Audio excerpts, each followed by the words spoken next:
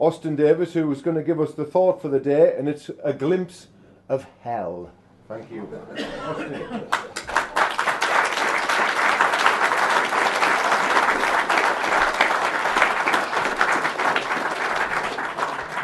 Oh God, I've done some graveyard shifts in my time, but follow that.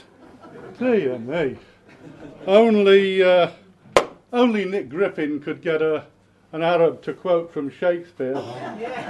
Merchant of Venice, in fact. Only Nick Griffin could get an Arab to quote a Jew. It's Shylock says that. If you cut us, do we not bleed? But, right, I'll do my best. I'm a new boy to the BNP. I only got around to joining the party this year, and it turned out to be a great time to join, because it was during the lead up to those county council elections, and I was able to get stuck right into campaigning with Dawn and Clive in Maryport. So thank you both for that great experience. And even though Dawn was cheated, and I choose the word carefully, out of her seat at County Hall by a desperate and devious Labour Party, I got introduced to a new electoral concept, that of postal vote harvesting. And although it's been broached on this morning already, I make no apology to broach it again. Like hundreds of others, I've watched the Labour block vote machine with horror, particularly in high immigrant areas, and I've seen it stop us winning the seats that should have been ours for the taking. But that has all changed now. In Maryport, I saw at first hand the enormous power source that's available for us to tap into. That huge percentage of people who don't vote at all at present. There are landslide results waiting out there for us, waiting just for someone to sign them up with a postal vote. And if there's anyone in this room today who has even the slightest doubt about the tremendous potential of postal vote power, please have a word with somebody who was on that Maryport campaign over this weekend. They will tell you it's the surefire way back to winning again, and the way to give the smarmballs who think they run this show a swift kick in the ballots.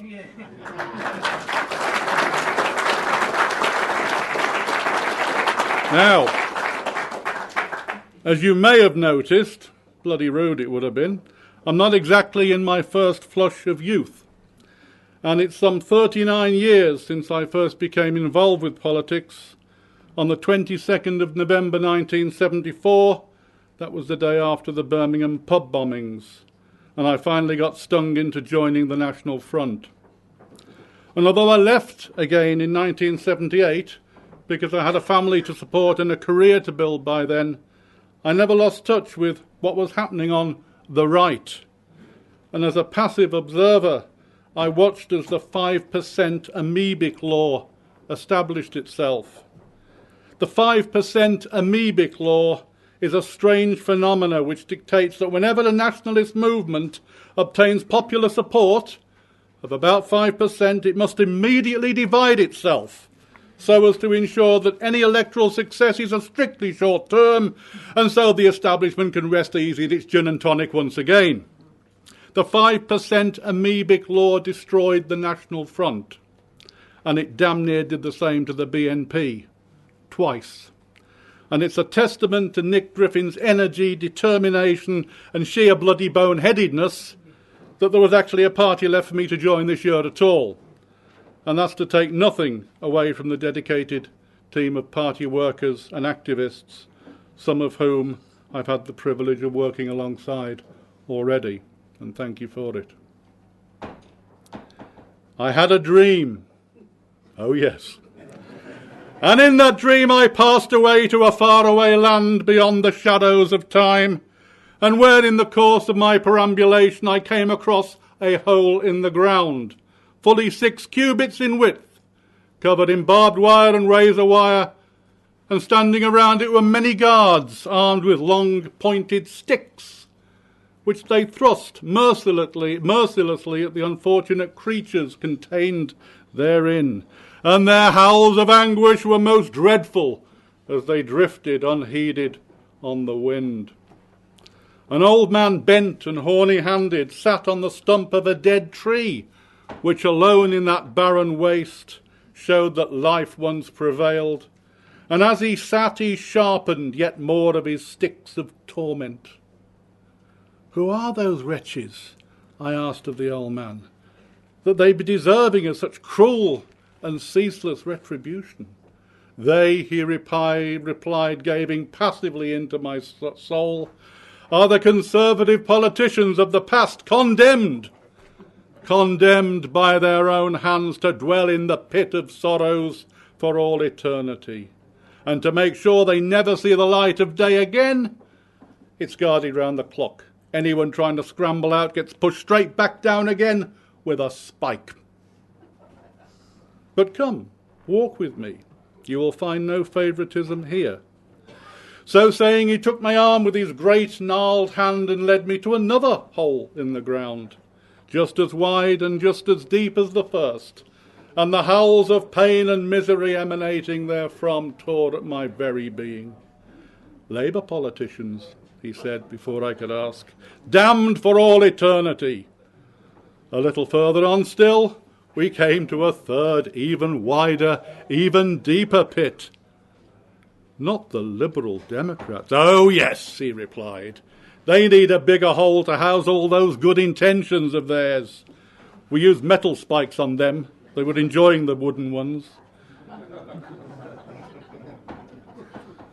Try and keep up. As he spoke, a head thrust itself between the rows of cruel, slashing razor wire. "I'm sorry! I'm so sorry! Ah!" Half a dozen metal prods sent him back down to the bottom. "Was that young Nick?"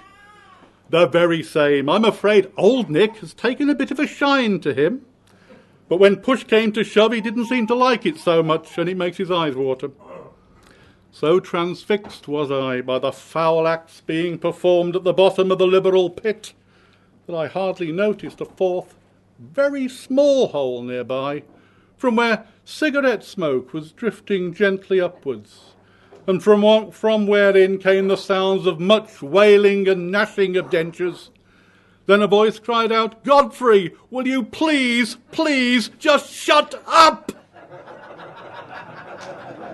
But the wailing and gnashing... I can milk it. The wailing and gnashing grew ever louder. As I moved to leave, the old man gripped my shoulder, stopping me on the very cusp of yet another hole that lay gaping before me. And were it not for that guiding hand, I would surely have fallen in. This final pit, wider and more cavernous even than the rest, lay completely unguarded. No razor wire, no men with sticks, nothing. From deep down below I could hear voices raised in anger.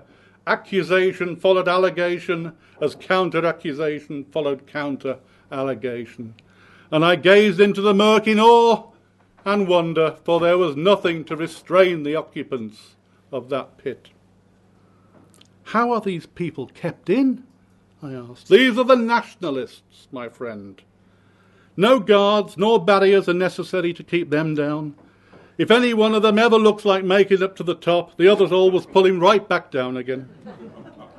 And friends, this story is true. I know. I was that wandering spirit. This is a democratic party, built on democratic principles. There will always be issues that divide opinion. There will always be people, whole groups of people on occasion, that we don't like or don't trust. And there are even times when the urge to become an amoeba, to just split away from the main body, becomes so strong. But you see, amoebas can't evolve. We will evolve.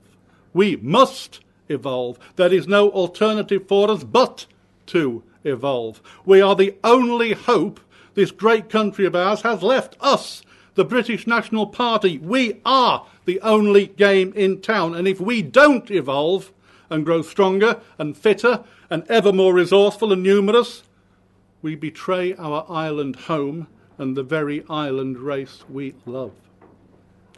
The BNP is like a bath with the taps turned on, new members flooding in all the time. The only trouble is that some sod left the plug out. So it doesn't matter how much water pours in, we never get the chance of a good long soak because it flows away again just as quickly, almost as quickly. And down in the U-bend, just before the drain, lurks Britain First, the British Democratic Party, again, the British People's Party, English Democrats, English Defence League, etc., etc., etc., and let's not kid ourselves, UKIP.